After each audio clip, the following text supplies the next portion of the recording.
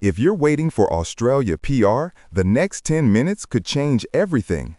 Because right now, state nominations are shifting quietly, quotas are filling fast, and new visa rules are creating hidden opportunities most applicants completely miss. In this video, I'm revealing 10 insider secrets that can make or break your chances of getting nominated this year. And trust me, even migration agents don't always tell you this. If you're aiming for Australia PR, this might be one of the most important videos you watch. Today, I'm revealing 10 insider secrets about the latest state nomination updates, things that most applicants don't know, and even some agents won't tell you. Whether you're applying from overseas or already in Australia, these tips can save you time, stress, and even months of waiting. Make sure you stay till the end because some of these changes are already in effect.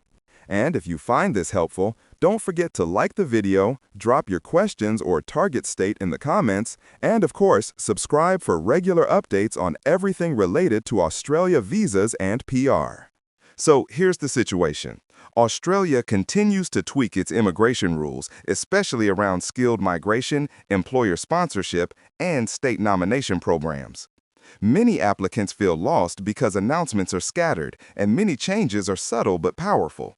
In this video, I'm going to walk you through 10 inside tips, things that many migration consultants or agencies won't emphasize, so that you can position yourself smartly, avoid pitfalls, and move faster toward your goal. Before we begin, a quick note. Always confirm everything via the official Department of Home Affairs site or a registered migration agent. Policies change. Okay, now on to the secrets. One of the key secrets is that many state nomination programs open and close their registration windows at unexpected times.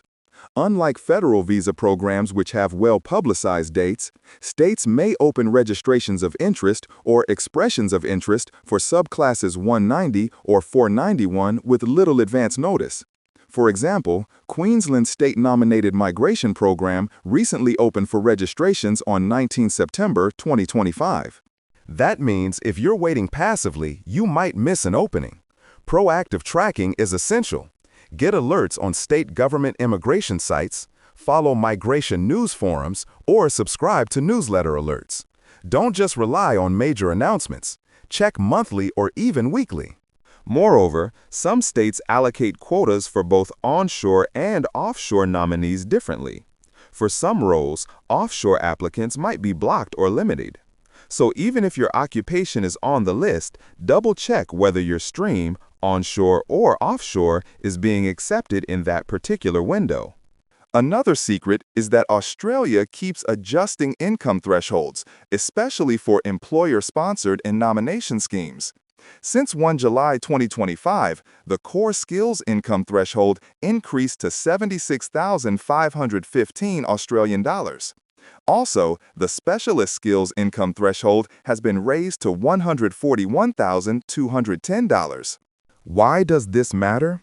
Because many nomination and sponsorship streams require the employer, or you, to meet minimum salary requirements. If your job offer is close to the previous threshold, you may be disqualified if the threshold is increased again. And some states may impose their own minimums beyond the federal threshold, especially for certain occupations or specific regions. So here's a secret tip. Before you lock into a job offer or sign any contract, double-check whether the salary is comfortably above any current or potential future threshold changes. Always leave a safe margin. Also, sometimes changes to thresholds apply only to new applications, but you don't want to risk being caught mid-process.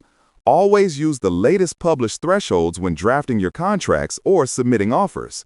A major reform that many people overlook is the replacement of the old temporary skill shortage visa with a new skills in demand visa scheme, which became effective on 7 December 2024. This change also brought the creation of a core skills occupation list to replace multiple legacy lists. Why is this a secret you should care about? Because under the new skills in demand visa regime, many more occupations have become eligible for nomination or sponsorship. And the new list is designed to be more responsive to labor market demand.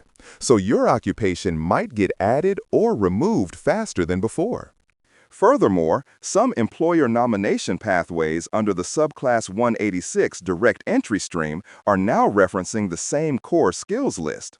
So if your occupation is listed there, even direct permanent residency streams might accept it. If you were relying on older occupation lists like the MLTSL or STSL, those might no longer matter for many streams.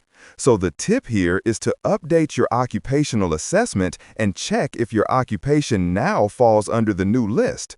Don't use outdated references. Many people still believe you need several years of continuous full-time work experience to qualify, but that's not strictly true anymore. Under recent updates, for some skilled migration and nomination pathways, you may qualify with just 1 year of full-time equivalent work experience within the past 5 years. And that includes part-time, contract, or even casual work in many cases. This is a huge hidden opportunity.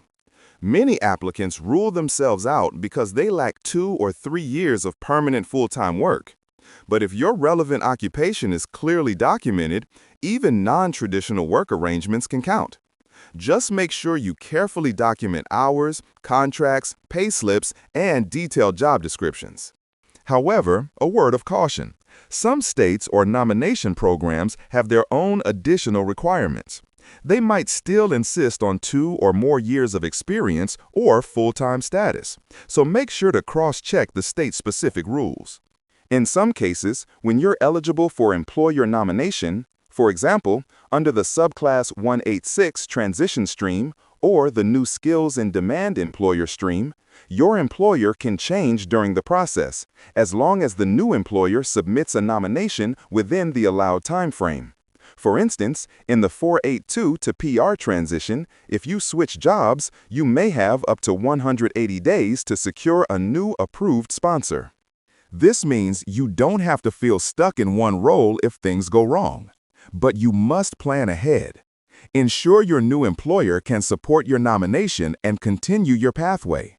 Your application has to reflect the change and show proof of continuity in your nominated occupation. So the tip here is don't wait until nomination lodgment to assess your employer's stability. If there's any risk in your current role, such as financial instability or business closures, line up alternatives in advance. Also, keep in mind that your role must usually remain consistent. Major deviations from your nominated occupation could lead to refusal. Always maintain alignment. The general belief is that the age cutoff for most skilled and nomination visas is 45, and that's mostly true. But there are many exemptions that applicants often ignore. Under new reforms, certain high-income professionals and regional medical workers over the age of 45 can still access special pathways or transitional visas. So if you're approaching 45 or even slightly over, don't automatically rule yourself out. Explore the rules of your specific stream or state.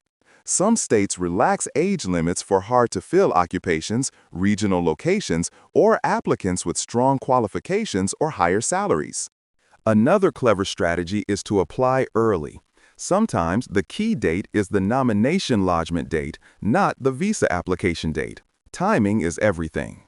Many applicants miss the fact that states often publish their own priority occupation lists. Even if your occupation is accepted nationally, a state may restrict nominations to a specific subset. For instance, Queensland has recently prioritized occupations like engineers, teachers, and tradespeople in its 2025-2026 cycle. So before you choose a state, don't just check the general occupation list. Review their current priority list, which may change yearly. Some states also publish separate lists for onshore and offshore candidates. Your occupation might be eligible overall, but not on the active list this year. If your job isn't in the priority category, your application may be delayed or rejected. Always align your application with the state's current focus. Many people believe that once you meet the criteria, you're guaranteed nomination. That's not true. States have limited quotas for nominations each financial year. For 2025 to 2026, only 33,000 places are available for state and territory nominations. Once these quotas are filled, even qualified applicants may be deferred to the next cycle. This means the timing of your application matters a lot. Apply early in the financial year to increase your chances. Also note that some states reserve more slots for certain subclasses like 190 versus 491 or for onshore versus offshore streams. You should regularly track nomination draws and quota usage. Some states publish data monthly. While unused slots may carry over, don't rely on that. Apply early. A rising concern is the increase in compliance checks and audits. Australia is tightening controls on employer nominations, business legitimacy, and document accuracy. Recently, a major scam was uncovered in Tasmania involving fake job offers and fraudulent applications. This means documentation must be accurate and verifiable. Small businesses that sponsor skilled workers must now prove genuine need, financial stability, and that they can pay appropriate salaries. Any inconsistencies may result in rejection or cancellation. You need to maintain clean documentation, employer financials, business registrations, tax records, lease agreements, and employment contracts.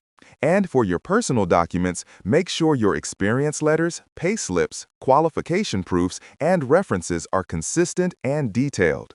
Avoid vague job descriptions or unexplained gaps. Many applications fail not because of eligibility issues, but due to poor or inconsistent paperwork.